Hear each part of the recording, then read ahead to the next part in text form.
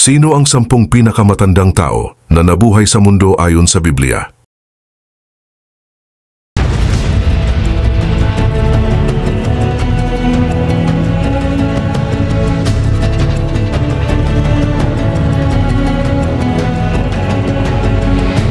Isang misteryo na bumabalot sa kasaysayan ng mundo ang mahabang buhay ng mga sinaunang tao, lalo na ang mga nabanggit sa Biblia.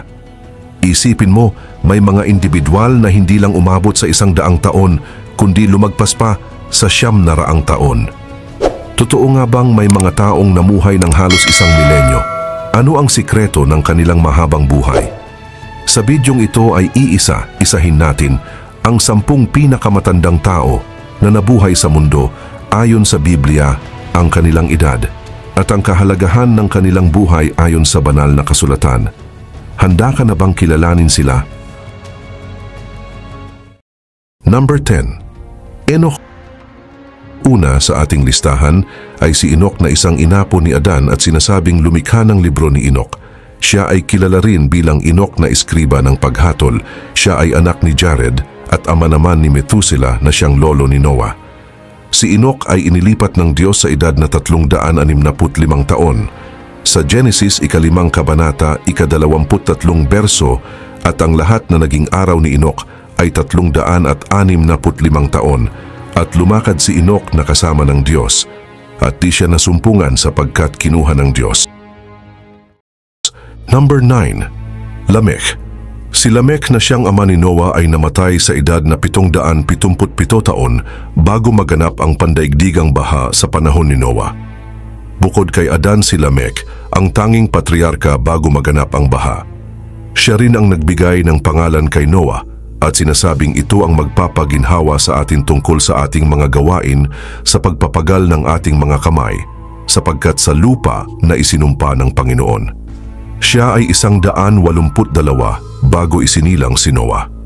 Ayon sa timeline ng banal na aklat, ay nabubuhay pa si Adan sa unang 56 na taon ng buhay ni Lamech. Sa Genesis, 5 kabanata, 31 berso. At ang lahat na naging araw ni Lamech ay 777 taon at namatay. Number 8. Mahalil. Sa Biblia ay 8 beses binanggit si Mahalil. Karamihan sa mga ito ay nasa libro ng Genesis bilang bahagi ng genealogy ni Eva at Adan. Isa siya sa mga inapo ni Adan na namuhay ng daan-daang taon. Sa 5 kabanata, 17 berso sa Genesis. At ang lahat na naging araw ni Mahalaleel ay 875 taon at namatay. Number 7. Enosh. Sa mga hindi pa nakakaalam, si Enosh ay unang anak ni Seth at apo ni Adan. Ayon sa Biblia, siya ay nasa edad na 70 nang isinilang ang si Kenan na kanyang unang anak. Sa Genesis, 5 kabanata, 11 berso, at ang lahat na naging araw ni Enos ay 905 taon at siya'y namatay. Number 6. Kainan, isa ding inapo ni Adan dahil siya ay apo ni Seth at anak naman ni Enos.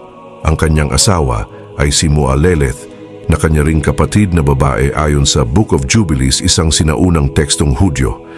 Sa Genesis, 5 kabanata, 14 na berso, at ang lahat na naging araw ni Kainan, 910 taon at namatay.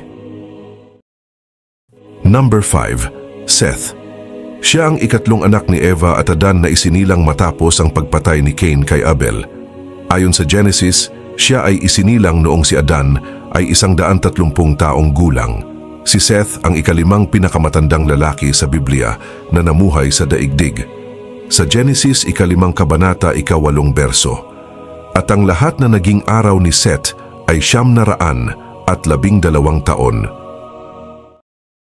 Number 4. Adan.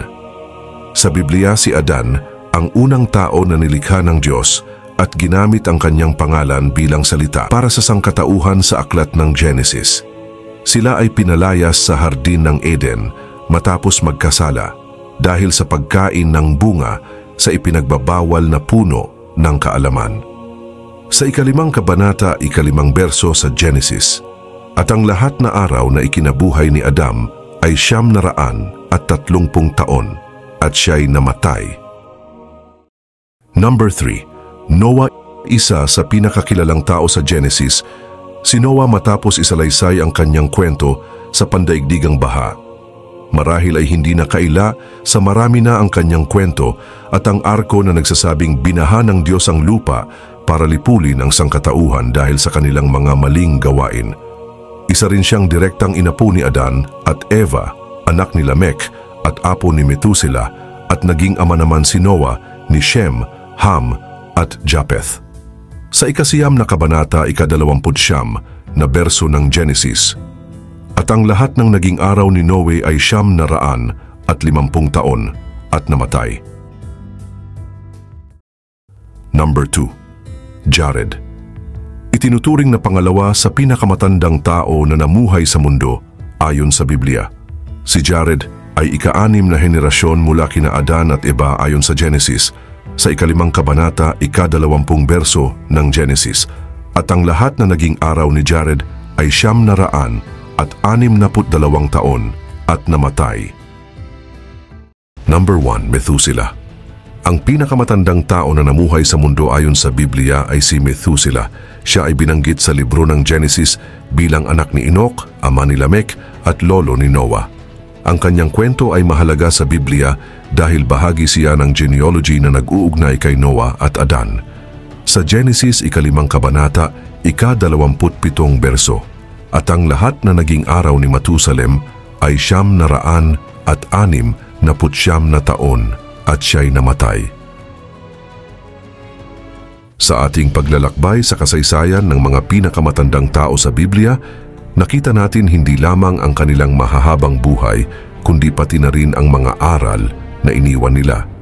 Ang kanilang mga kwento ay paalala na ang pananampalataya, pagsunod sa Diyos, at pamumuhay ng matuwid ay may malaking papel sa ating pag-iral.